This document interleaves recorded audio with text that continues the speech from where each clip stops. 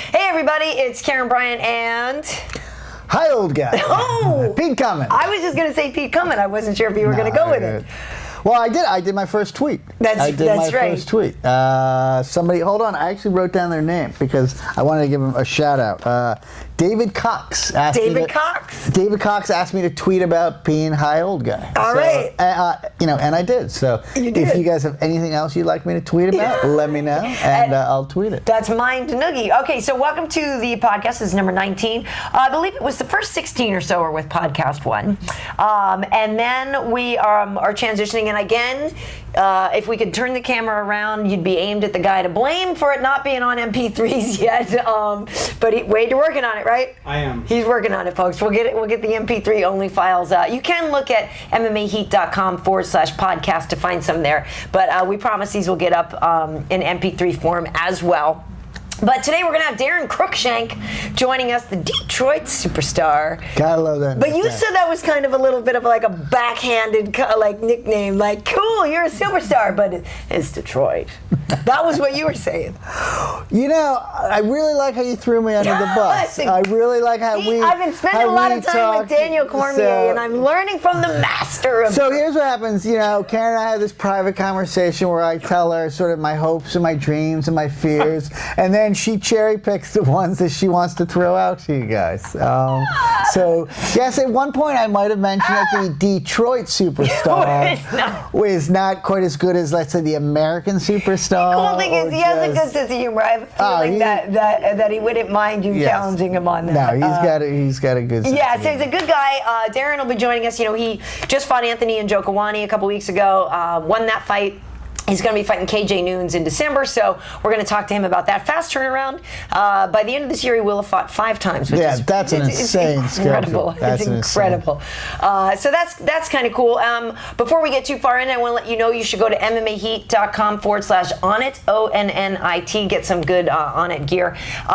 You know, I want to bring you some. I know I said I was going to bring you some. I was going to bring you some. As I took my Alpha Brain today, I was like, I want the Alpha Brain. I want that happy pill you want that? No, I don't want the... Oh, you want the new mood. Oh, the new mood. That's right. Yeah. If your old mood bothers you. Get the new mood. Yeah, that's good stuff. Don't try to lift yourself up out of your depression on your own. We'll give you new mood. New mood. It's good. I probably should not shit on our... I know. You know, on our advertiser's product. So give me some new mood. Maybe you need a new mood. Dang. I need a new, and you need a new personality. Damn it.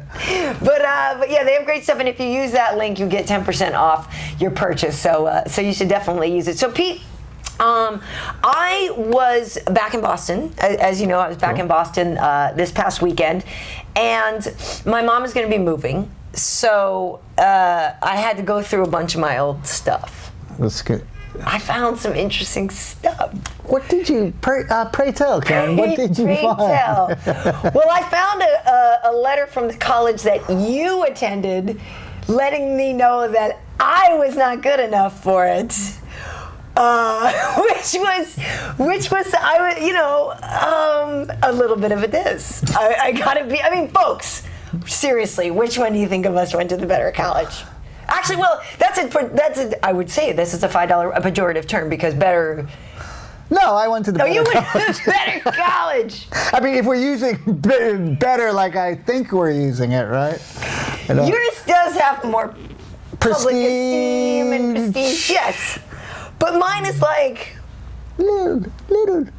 Oh my God. A little tiny college. Little tiny. So I took a picture of it and I texted you, and you were just like, "Oh, ouch, burn, sister. Ooh, sorry." No, yeah, I've just never seen a rejection letter from that college before. God. But I did find my acceptance to like Georgetown and stuff like that. And then I was thinking, safety school. No, and it was School of Foreign Service. Like I'm bringing this up because not to just sound like elitist, but it was interesting to me that that's where I thought I was going to go at one point in my career, that I was like applying and got accepted to Georgetown School of Foreign Service, and I thought, yeah, I'll go be like a diplomat and this and that, and here's where I've ended up. This is what I'm saying, Pete. Yeah. It was a little bit depressing. By the way, I don't think any of us can be. But I don't think we're shining examples of our alma maters, by the way. Well, no, and that's the thing. And I'm looking at it, and I went down for the weekend. You know, after you get in and you like check out the school, and so I had a really good time there, and like I think I really would have liked going there, and. I did for a moment just think, wow, like I had dreams and aspirations of greatness, you know? I mean, I still do, but it's just incredible how far removed from what I thought I was going to be I actually am. Here's what I find out. I find out if I put on some music and like I can imagine really cool things, but then when I like try to start doing them, you're like, oh, that was really tough. Just give me the headphones again and let me imagine it. And I feel like after 25 years, that's sort of gotten me to where I am. I'm against a wooden wall with a cheap Muhammad Ali poster, and speaking to people who haven't really said anything particularly nice to me in the comment sections. If I'm to be completely honest. You know, sure, Karyn gets like, hey, Karyn, I want to lay down with you. And Karyn, you and Joe Rogan would make beautiful, beautiful music. What the hell's a high old guy? Ditch him, Karyn. That guy's useless. I could do so much better for you, Karyn. Yes, I could. Yeah, so, anyway, except for David Cox. Thank you, David Cox. Is your number one fan. David Cox is my shout out. When we get Mind Noogie t-shirts printed up, David Cox gets print number one, right? I like it. And I'm actually getting a logo done. Are you? For Mind Noogie, yeah. Can you tell us what it is, or should we wait for Well, I'm getting, so I went to crowddesign.com, and you say, hey, check it out, give me a logo, and you, first of all, being a freelance designer just sucks. Oh, because it's like $5. For $5, I'll just do your logo. I get the crowddesign.com. It's like, okay, I'm going to offer $200 to the best logo, but if I don't like any of them, none of you get the money. So like you got like talented people like fighting for $200. Right. It's since there are no fights for 3 weeks, I now try to like match up my own fights. I'm like, all right, we got one graphic designer in this corner from Zimbabwe and another one in here from the U.S. You need to both design $200 purse. Oh, I get to play like Dana White. $200 purse. If any of you are good enough, if there is a design of the night, I may give an extra $5. So what is it so far? Is it a brain with like with smoke coming out of it and a? Well, one guy designed two brains wrestling each other, and one, a noogie. one giving the other a noogie, and I look pretty good, but I'm gonna wait. I'm gonna see what else. See if you get a better offer. Yeah. No, it's tough. Don't grow up to be. Mama, don't let your babies grow up to be graphic designers who work for freelance. Yeah, that is tough. I know what you're saying, because we've kind of done that before too, and it is. But maybe one of our fine viewers would have an idea for you. Well, you know what? That'd be great. I mean, seriously, if somebody came up, you'd be willing to give $200 to somebody who came up with one, regardless of where it came from. Yes? No? Yeah, sure, I'd be willing to give $200. No, I would give $200 to anyone I give. And listen, if one of these designers, if I choose one, we'll give them a shout out, and an extra 1,200 people will see them. That's great. Well, really, they're gonna be their crew will take off. Yeah, no, I saw. But that's cool. You have that going on. Yeah, it's fun. Good. Well, yeah. So I had a good time at home. I'm trying to think if there was anything else crazy that I found. I found a ton of stuff, and I'm gonna start bringing them into the mix. Ton of my old T-shirts. I used to go to like a lot of concerts and stuff, and when I worked at MTV, I had a ton of stuff. So I'm gonna start pulling some of these T-shirts out. So you're saying it's been a long fall before you entered totally. Before you sat in front of the wooden wall. Totally. Karyn wasn't always at this level, folks. And I'm going to start to digitize. I brought back tons of tapes of some of my old mixtapes. No, not mixtapes. I mean videotapes and stuff. Remember those videotapes? So we get to see like a young Karyn Bryant? Yeah, a young, very chunky. I was chunky. Ooh, I was a See, full-figured according gal. to the comment section, a lot of guys would have loved to see you, but now they were chunky. No, so you've gotten better with age. Yeah. Oh yeah. Well, yeah. Some guy. Could we even say that you were fat and not PHAT, like actually the FAT? Well, I think here's the thing. I don't know if I would have had the job if I was like fat. I don't know if I would have. This is like pre. they don't let what's her face. Wade, Precious. would you have considered her when she was younger? Would I have considered him? The jury's still out, Pete. 13 years in, I'm still like, well, I don't know. But Wade's no, a catch, man. Is he? Yeah. Okay. Listen, I'm a heterosexual guy, and I will say that Wade's cute. Wade's a catch. Yeah, man. Wade's a catch. All right. Look at that. But so I will start to digitize some of these. I was going through and I found some stuff. I was like, oh, cool. There's an interview with so-and-so and so-and-so. So some of my T-shirts that I'm going to wear, I was like, oh, this will be cool. Like I got my old Fishbone T-shirt from like way back when. Some of these are going to be ironic, though. I found like an old Howard Jones T-shirt, and I want to wear it and just see how many. Who's Howard Jones?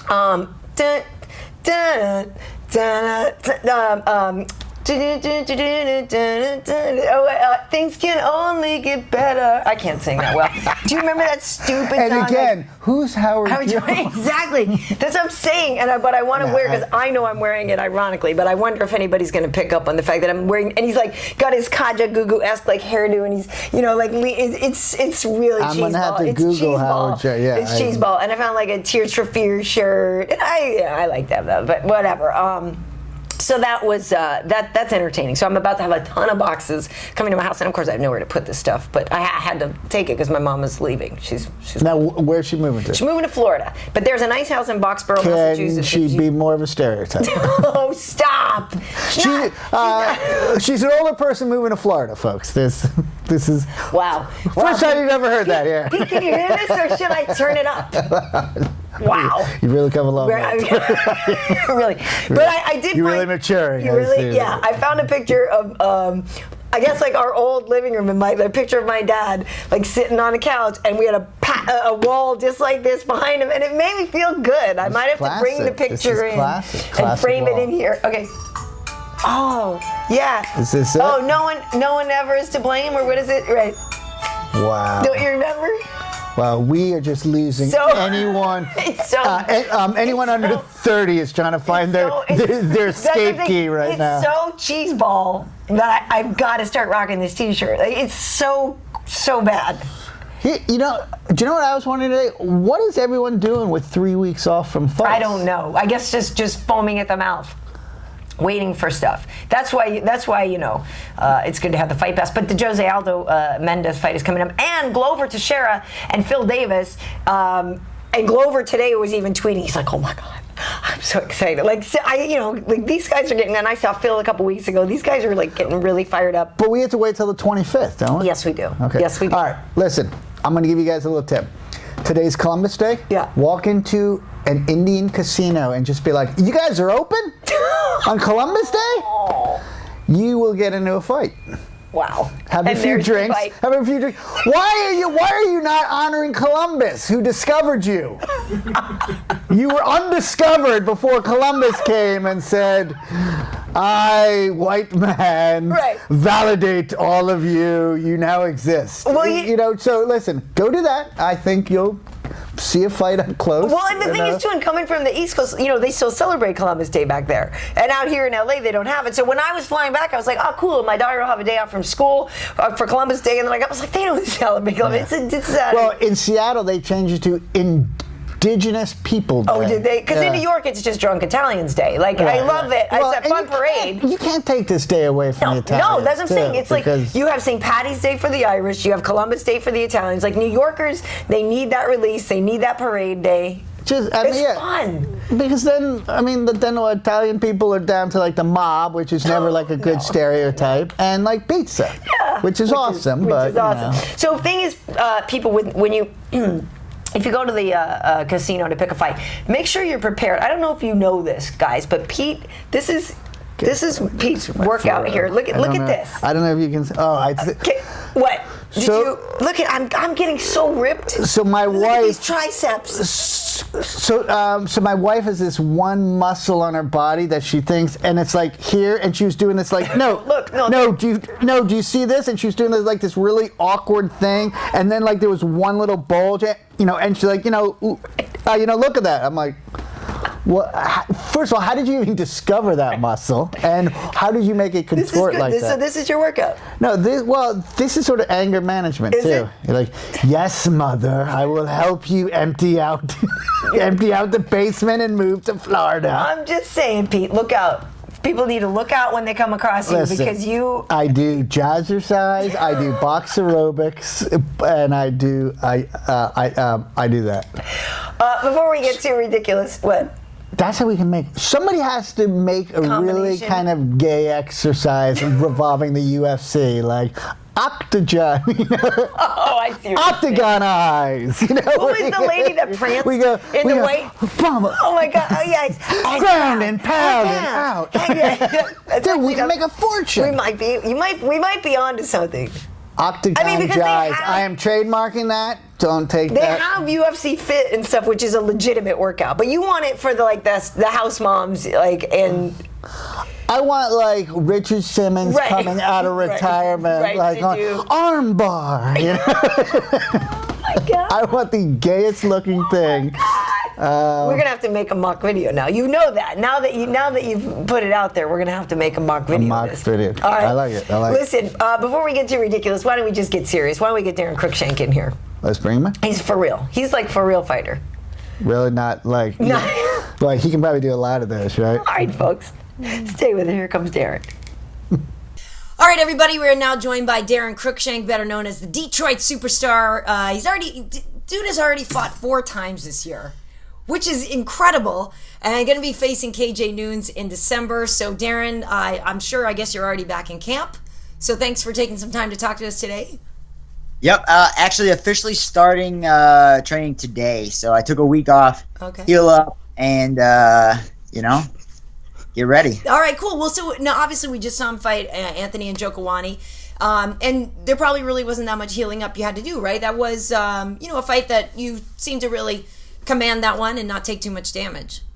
Yeah, I didn't really take any physical damage from getting hit in the face or anything, but blocking his kicks really tore up my forearms and stuff. So they were real sensitive all week, and now we're good to go. Now, was that the fight you expected from him? Certainly, I think people were talking about that wasn't the fight they expected from you with the takedowns and stuff, but that's pretty much how you thought he would fight? Yeah, I felt obviously he's a great striker, good kickboxer, and I wanted to mix in the some takedowns just to keep him guessing. Right. If you think you're going to get taken down, then you're not going to actually open up on your feet. So I feel like it was a big key to my success in the fight. Mm-hmm. Very nice. Well, I'm amazed. Like I said, again, they've already fought 4 times this year. Was that a plan, a conscious plan at the end of last year or beginning of this year that you really wanted to stay active and get busier? I mean, if you look at my UFC career, I think I have 9 fights, and I've always kept almost a 5-fight streak within 12 months, not necessarily the full year, but so I've constantly been working, I guess you'd say. That's a work schedule, man. Yeah. So trying to pay off those student loans and have fun, I guess. So what's your first day like back at camp? I mean, you must be still sore your first day back. I mean, is that pretty brutal? I'm going to take it a little easy. I'm not going to get right into sparring or anything. So, I went and rode the bike today, I guess. You might you are officially a fighter now. I feel like I could have a first day of camp like that. I think I could ride the bike. You might be able to do I'll give you 2-3 days, Pete, and then after that, I'm not sure. You could use these, get these back in business. Look out, Daron. Yeah. Oh. Karyn, Karyn was making fun of me for having these. She was saying that I wasn't too tough for having these. Not so bad. So, but you're still doing all your basing, all your camps and everything are based. You're still staying in Detroit, right? Yeah. I opened up a gym going on a year ago to create something special. That way, me and my training partners don't have to go off and to get that good training. I'm trying to create a little, little base in Michigan. Well, yeah, it's interesting because, you hear about sometimes some people from smaller camps. I like to use Rick Story as an example, who had some success, obviously, with Brave Legion. But then, he got the call to go train at TriStar a little bit, then moved down to the MMA lab, and just things have just gotten better for him. So there is that argument of like, it's great to be the big fish in a little pond, but sometimes you want to go to a big pond too. So what have been the pros and cons of you, like up until opening your own gym, of, being sort of the biggest fish where you were? Well, it's not like I've never been to any of these big mecca gyms. As an amateur, during college, I had a break. During summer break, I actually went and lived in Las Vegas and trained at Extreme Couture for 4 months. Yeah, nice. Did all the pro practices, stuff like that. Yeah. I've been to Alpha Male, a couple of different, other mecca gyms, and the only difference that I see between those big gyms and like a little gym in Michigan, like Michigan Top Team, is we don't have 20 UFC fighters in our gym every day. Yeah. But the quality of guys, they're up and coming, and if everybody stayed in Michigan, we would have a big mecca gym. Yeah.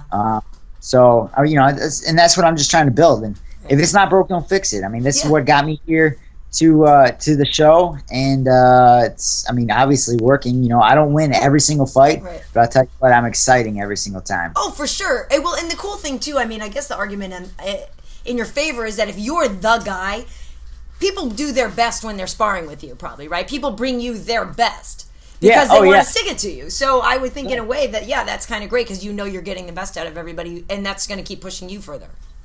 Yep. Nice. Pete, really? You think that's how it works? You don't what? You don't think? Well, I think if he's like the guy and he also owns the gym, like you don't want to stick it to him too bad. Your membership fees just went up. It's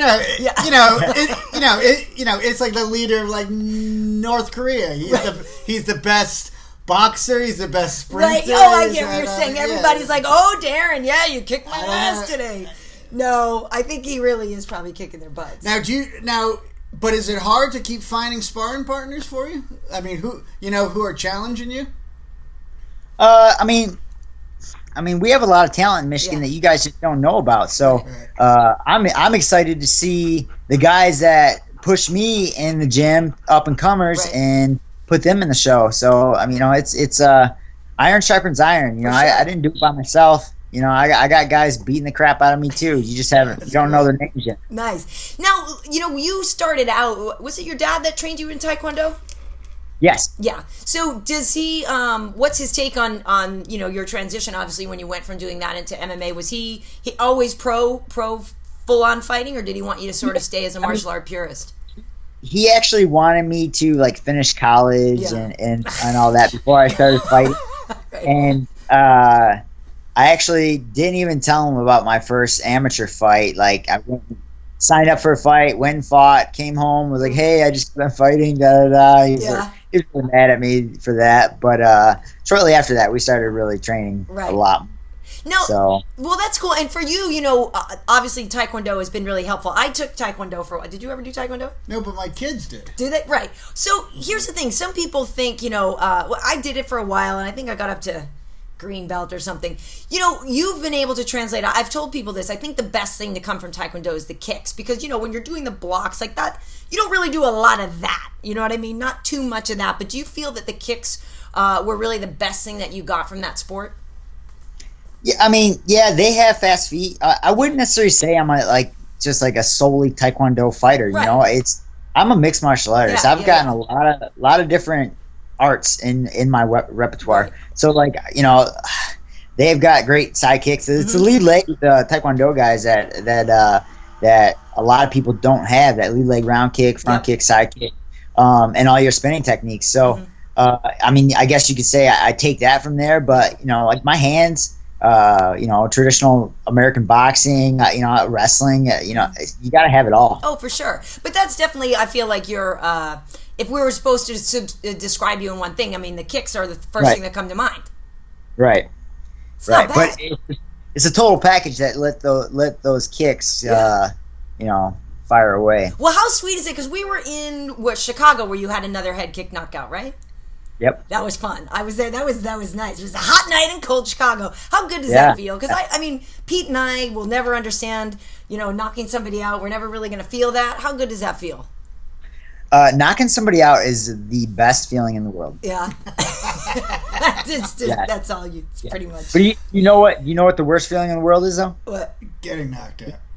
Being tired in a fight. Oh, really? Yeah, I guess. Because if you get tired in a fight, you can physically see things coming at you, but you're just too tired to move, so you can take it in the face. So that's happened to you then? You're speaking from experience? Oh yeah, I mean, every dog has their day, like, sure. you know. But that would suck because your inner dialogue is like, here it comes, here. I know, you're like, oh my gosh, I can see it. Crap. Man. So, with KJ Noons, was that a fight? I'm not exactly sure how this one came together. Is this somebody that you asked for, or did they call you up and say, we got a good fight for you? How did it come together? Because it really is a fast turnaround, and that's a good fight for you.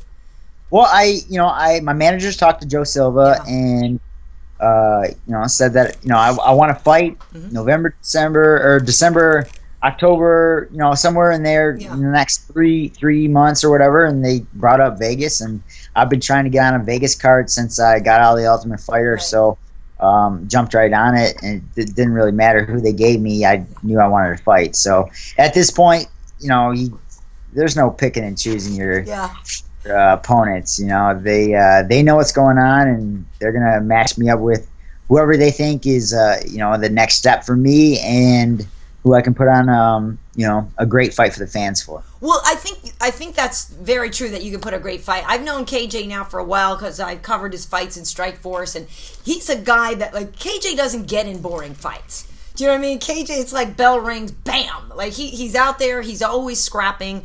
You better watch out. If his hair is short, though, you're in trouble. Because when his hair is long, I'm sorry. Look how relaxed he is. Look how relaxed. He doesn't have a thing in the world to worry about. He's not even worried about KJ Noon. KJ Noon, too. But when KJ's hair is long, that was First of all, that's the best statement I've ever heard. That was great. That, of course, will be what we'll use for the screen grab when we're explaining. We got a killer interview with Daron Cruickshank, and it's just big old. My reaction to my opponent is a giant yawn. Bring it on. I like it. No, but KJ, when his hair is long, he gets a little distracted, and he spends time brushing his hair out of the way. But when he wears it short, he's all business. You have to look out, because then he doesn't have to mess with the hair. Okay, I'll look out for that. I'm just saying. Just one more thing on his plate. Now he's got to worry about the guy's hairstyle. Right. It's tough. So Daron, you brought up the Ultimate Fighter. That's the first time you and I met was the day they let you guys out. Remember that in Vegas? And you guys came out. You were like subterranean animals that came out, and there was a brunch, and you should have. They all just like chowed down. Who are all these random people in here? Totally. See, we were in for 13 weeks. We changed. Everybody was a little different after they came out of the house. Yeah, I bet. I mean, do you really believe that? Was that a life-altering experience for you? Well, 100%. Yeah. And what was it, because their season, if you don't remember, Pete, was the live one. So you did it very differently. Otherwise, usually people go and they're there 6-8 weeks or whatever. But these guys were there 13 weeks, right? Yep.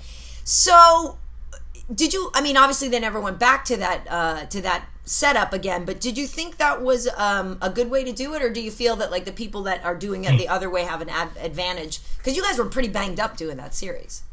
Yeah, it was really hard on us, I think, and on like the crew, the film crew and everybody, because 13 weeks, no breaks, 24 hours a day, 7 days a week, and the thing is all the other seasons get to leave.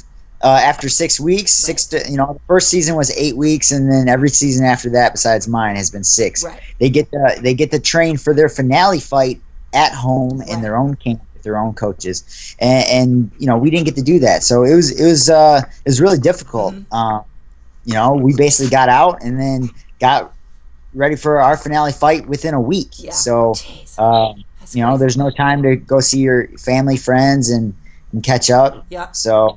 It was cool. Yeah, is there anybody that you're still close with? I think I saw on Twitter you and Joe Proctor were talking. Is he your buddy still from the show? Oh yeah, we me, Joe, Iaquinta, and Cristiano Marcelo.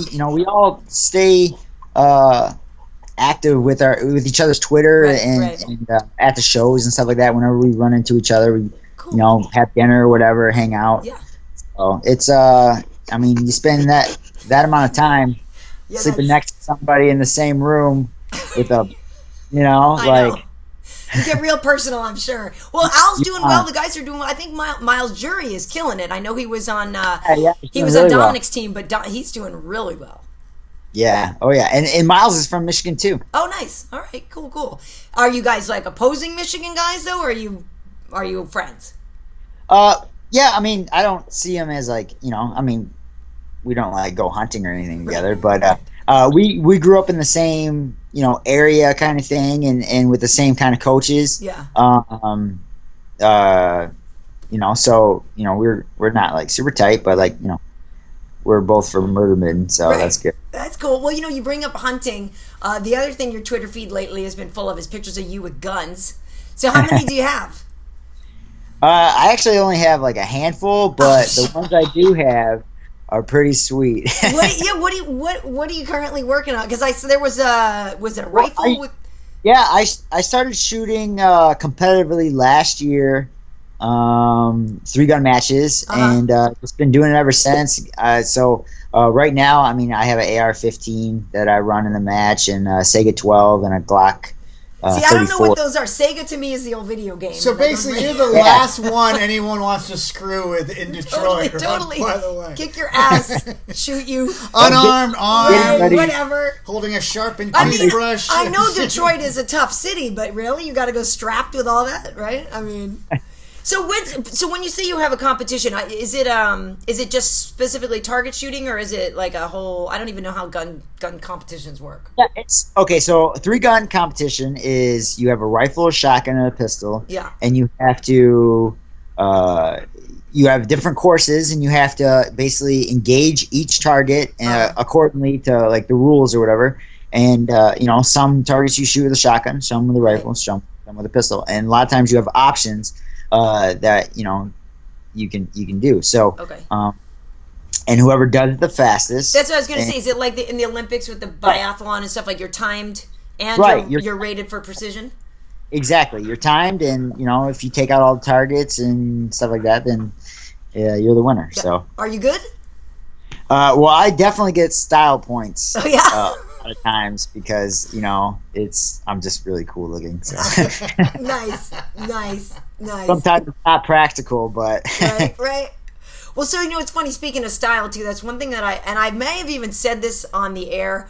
Although you know when we're at Fox and stuff, you know we're not supposed to comment on people's looks too much and stuff. I mean, it's usually it doesn't come up because it's a bunch of dudes talking about a bunch of dudes. Right. But we've had a couple guys on that were models, and so we had some fun with that. But then the network said we maybe went a little too far.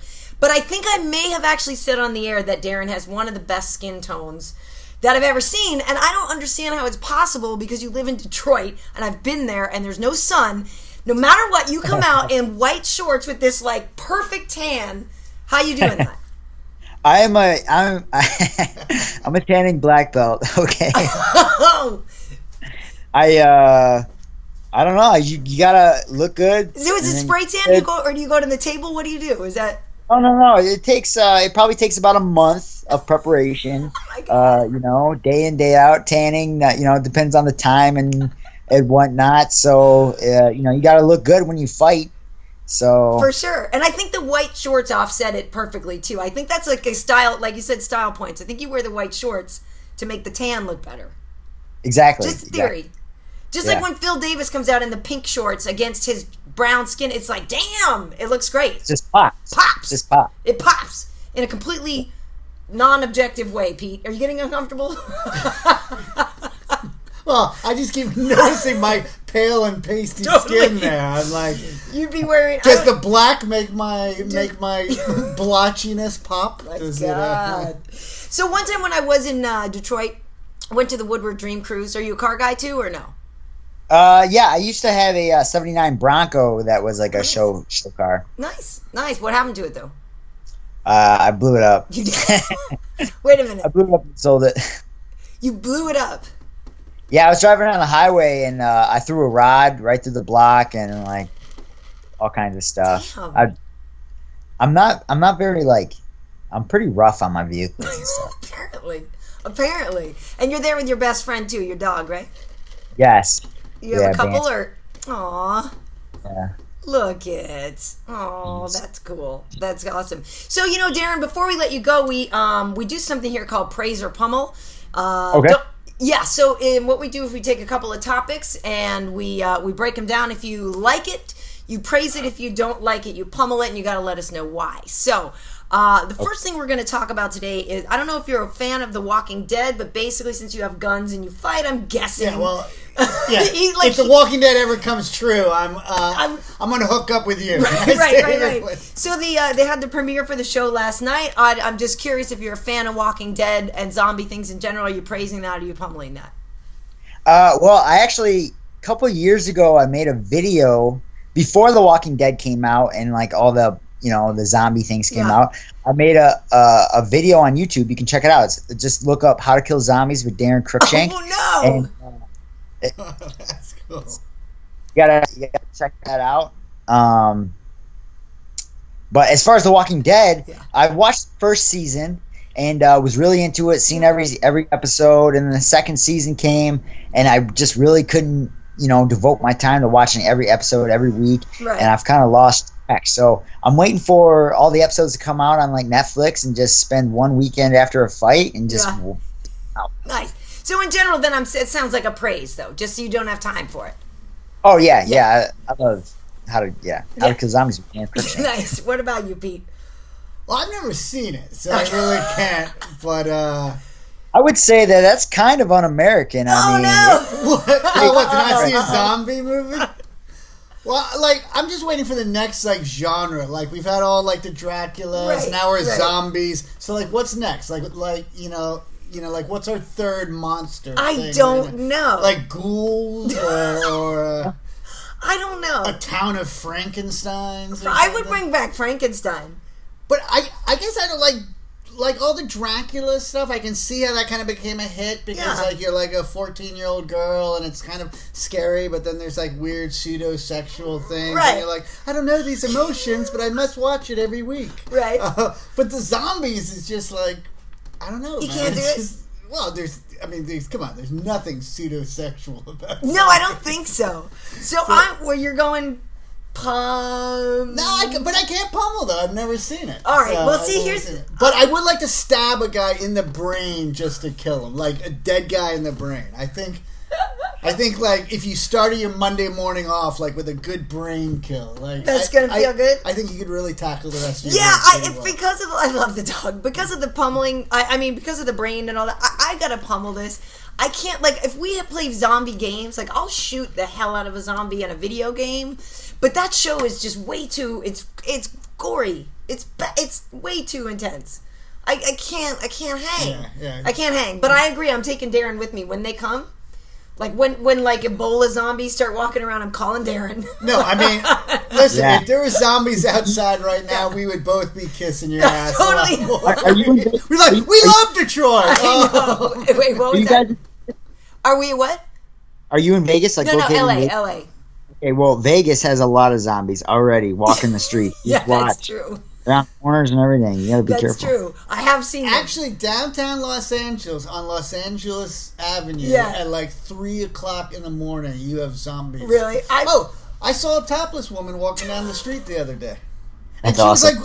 And she was really attractive. Really? But then you realize she's kind of nuts. She's right. But then being a guy, that didn't really matter. And then I went back to, look, I can see her boobs. But anyway, and it was just in the middle of the day. I'm with my kids, and I'm like, oh, there's a topless woman walking down 3rd Street. Right. Yikes. Daron, our second praise or pummel topic, and you live in Detroit. I'm guessing you've seen this a lot. The guy that invented the Jheri curl died. Yeah, he died. It's a sad His day. name Jheri? Yeah. So, like I said, I'm assuming you've probably seen a lot of Jheri curls with the brothers in Detroit. Are you a fan of that hairstyle or not? You praise the Jheri curl or you pummel it? For me, I think it has. You gotta play with it too much and always keep it greased and stuff. Right. For me, I don't ever do my hair, so I just wake up and this is how I look. And looks that much like a superstar. Also, I mean, if you want to spend the time to like take care of it and stuff, I mean, that's awesome for you, but it's not me. No. I'll take that as a pummel. I'm going to pummel it too, Pete. As somebody who people used to joke that I had a Jheri curl, but I really don't. Oh, there's a kitty too. Well.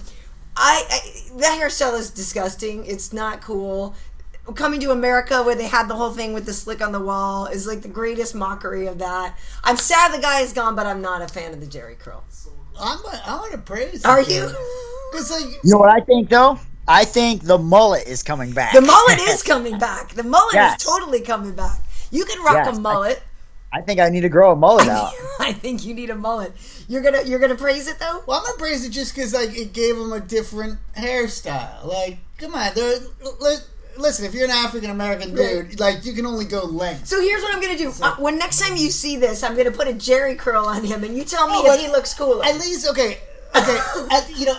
At least he had options. I mean, that sucks if you're born with like the afro, and like I can either do the big afro, or I can do a more, or I can go bald. And then a Jheri curl was like, no, man, you can do something else too. All right.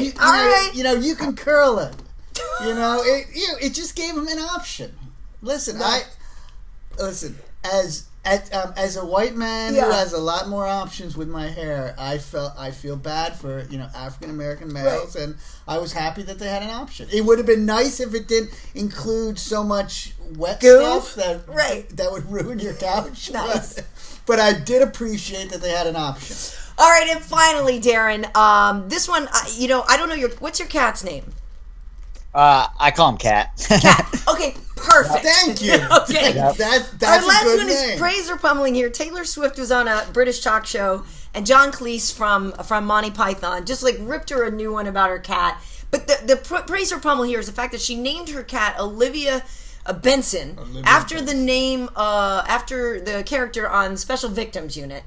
And we just think some people maybe go a little too far with their animals. So you praise or pummel the, I'm going to say anthropomorphization, or making your animals people. You pro or con? I'm going to go look up that word. I mean, Yeah. to a certain point, like your animals. I mean, if you're good to them, they're like your kids. Right. I don't have any kids. I have a cat and a dog. So, I take my dog everywhere I go. Basically, the gym to the gun range, everywhere. Right. So, the cat kind of just stays at home and. Well, it's named watches Cat. It has no identity. Yeah. I think the cat realizes that on the I rescued the chart, cat. he's pretty low in terms of pets. Right, I rescued my cat, so like her original name was like Yoda or something like that, but like I call it Cat, and it comes to Cat, and like every time I say Cat, it like looks at me like, "What's up?" Like you're calling my name. So, but I mean, if my dog was like dying and it had cancer and I needed like 10 grand to like save it, I would put it down myself. Yeah. But like. Hold on. Yeah. Hold on. You would put down the 10 grand? No, the dog. The dog. Right. If someone was messing with my dog, I would like beat the crap out of him, Right. So it's like there's always that fine line, But some people just take it a little too far. Yeah, I mean, maybe. I mean, everybody's got their own addictions and stuff. I'm addicted to adrenaline and stuff like that. So, some people don't have everything in their life. Some people don't have like kids, or maybe they're too old to have kids, or they don't want to adopt the actual human being. So they take a dog, and it takes that role in their life. So. I'm not going to knock anybody for loving their pets too much. Nice. I'm going to feel like such. No, because I was just going to say, I'm going to praise it too. I maybe originally wasn't going to, but that was really quite a speech. Well, after that, I feel so bad now. I feel like an asshole. Because at first I was thinking that maybe went a little too far, but now like he's saying, she that probably is her closest ally. So I'm going to give her a little bit of credit for that now. So I'm going to praise her too. Thank you for that, Daron. Now let's make him look like a total tool. You just threw me under the bus. Totally, man. But now Jerk over here is gonna tell us why it's stupid. No, first of all, but I will say that Daron treats them like animals, and that's how they should be treated. And I like if you had to spend 10 grand, it's like, I love you, but I'm gonna do an old yeller, and I'm gonna put you down. Where I'm pummeling her, she comes up and she's like, oh, let me show you pictures of Olivia Benson, and you're like, who's Olivia Benson's is my baby? Let's look at Olivia, and it's like, no, you see, he's got cat. He's like, hey, here's my cat. Just walked in front of me. You know, we're not. Oh, let me show you pictures. Yeah, on a talk show, wasting my time. First of all, who named? Come here, Olivia Benson. Come here. I mean, who names their animal Olivia Benson? It's stupid. So listen, I pummel her, but I praise Daron. I praise your dealing with animals. Yes, because also there is a cutoff point. Like, by the way, if my grandmother needs a $10,000 operation, could I hire you to come and put her down?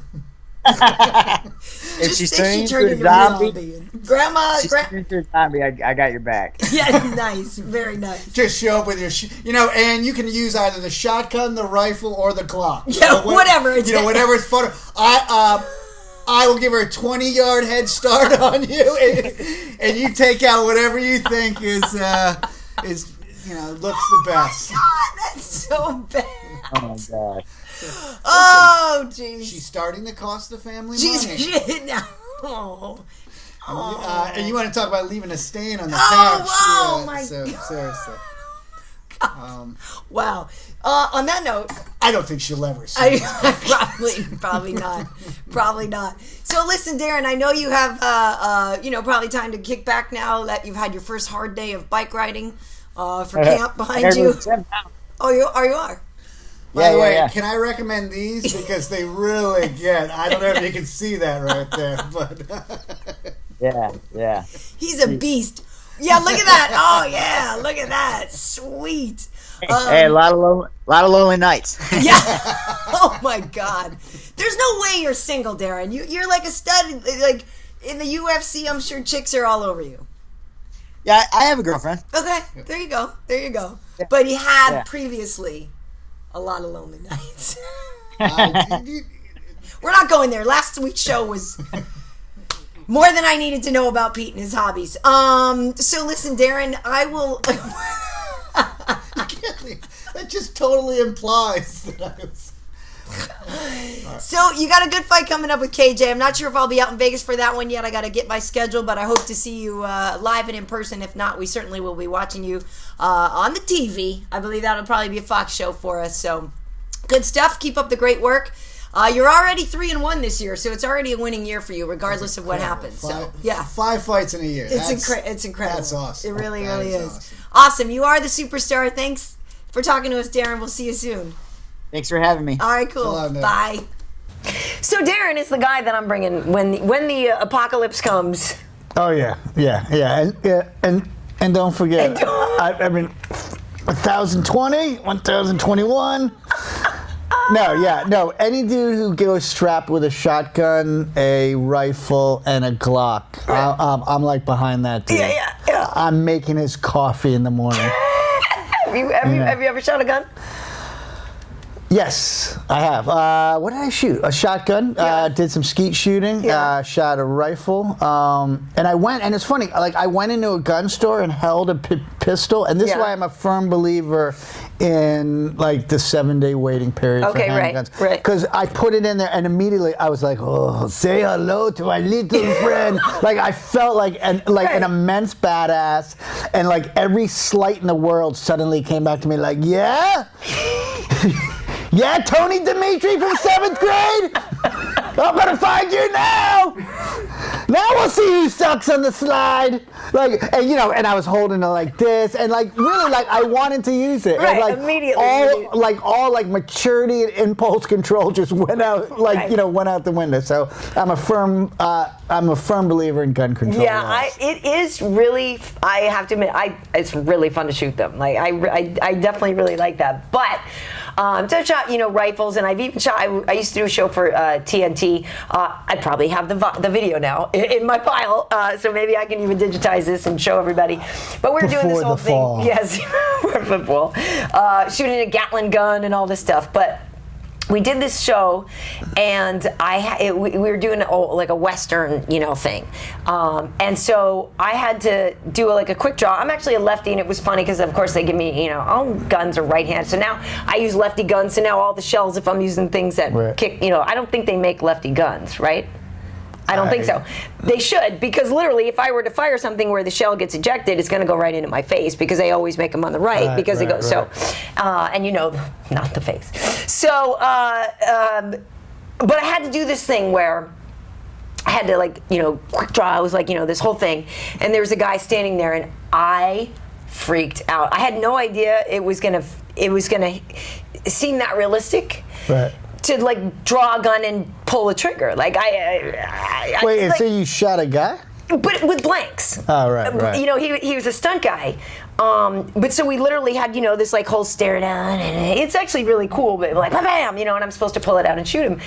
And I got really freaked out. That's the closest. Right. Obviously, I'm never going to shoot. I hope I'm not going to shoot anybody. That's totally that's fake wood, by the way. That's plywood. That means whatever you were hoping is actually going to come doubly tripped. But it really made me much more sensitive to how serious that is to actually shoot somebody, because I freaked out. Well, aiming a gun and shooting. It's funny because we played laser tag. Yeah, did we? We should do that, a fan fest laser tag thing. Pete and I and Wade, we will blow you all away. Well, and here's the thing about laser tag. When you play laser tag, you realize war is a shitload of fun except for the dying part. Totally. If we could get rid of the dying part, it was just going around, die, motherfucker, but then the person, would be like, I'm out for the game. Your country's up a point, it'd be fun. It's fun to shoot people. It really is. It's just they die, you get convicted, you're in prison, you get violated in the shower. And didn't we talk that's when it starts becoming not fun. And we talked about The Purge once before, right? About the Purge movie, how there's one day where you could go blow somebody away. Yeah. No, and that kid from 7th grade, I'm coming for you. No.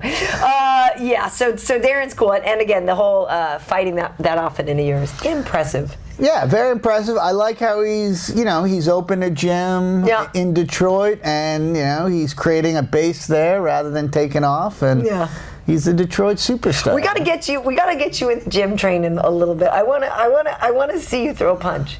I'm actually, you got something, right? I did box for a little bit, so I'm not a complete pansy. I'm sort of 2/3 pansy with a sprinkling of wimp, but also a teaspoon of anger. I was just gonna say a teaspoon of deep embedded anger. No. Listen, I am the kid who would be on the clock tower firing at people. Had I not, Oh my gosh. I don't know. No, found confidence. No, I can throw a punch. Yeah, good. But that's it. You're gonna get no kicks from me. You're gonna get but I can throw a punch.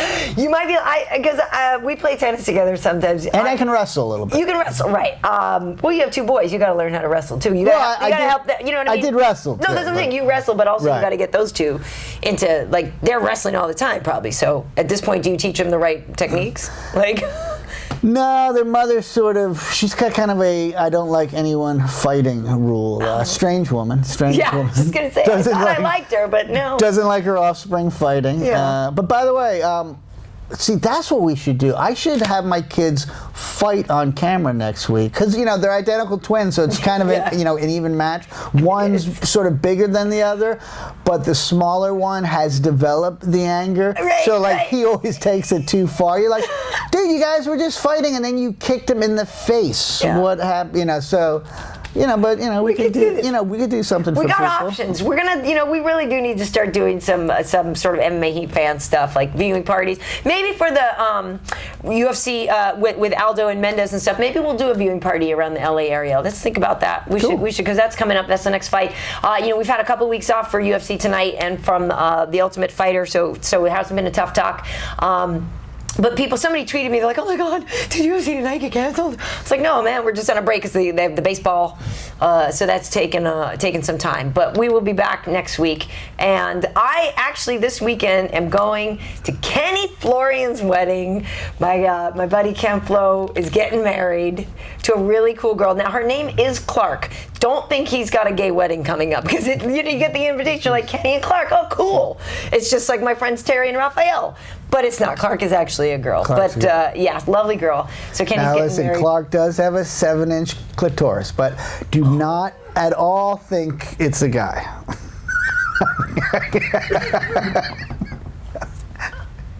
I'm of course kidding. I have no idea who Clark is, but I wish her a wonderful wedding, and I give them my best.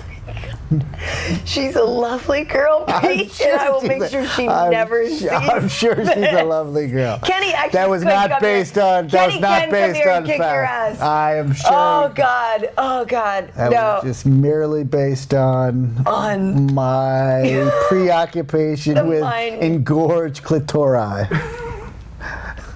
Which I wouldn't say it's a preoccupation. I belong to a few websites, but I've got it under control.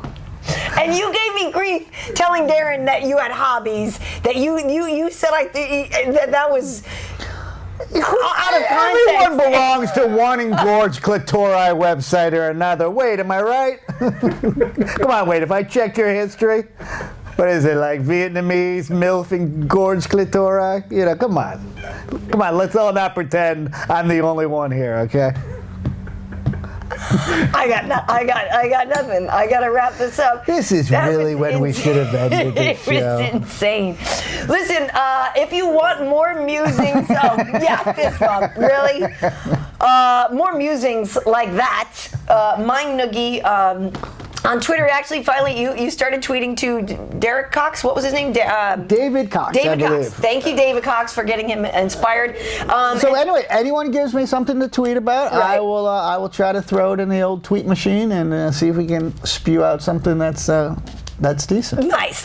And so follow him at Mind Noogie. You can follow me on Twitter at Karyn Bryant. That's Karyn Bryant. You can also follow MMA Heat. Please like our Facebook page, MMA Heat, and also there's. You saw that. I saw it getting you before. Basically, if the apocalypse comes, you're the last one I want. Oh my God. I would just talk the zombie to death, and they'd be like, "Oh, for Christ's sake!" Jesus, I even forgot. I even forgot whether I was going to kill you and eat you first, or just eat you. Will you just shut up, please? Oh yeah, wait the zombies. Is that what you said? Yeah, zombies don't really get much sex either. Anyway, things fall off with zombies. It's like having sex with a leper, which don't even pretend you haven't been to that website. Folks, thanks for watching. Like I said, we have other podcasts here on the Karyn Bryant channel here on YouTube, and you can also go to MMAheat.com/podcast to get the MP3 versions of this. It's been a lot of fun. Again, I want to thank Daron and Pete. Thank you. That was kind of a forced thank you. You're like, Pete, anyway, I've got a lot of reconsidering to do, but thank you for this show. And see you later, people. See ya. You are sick.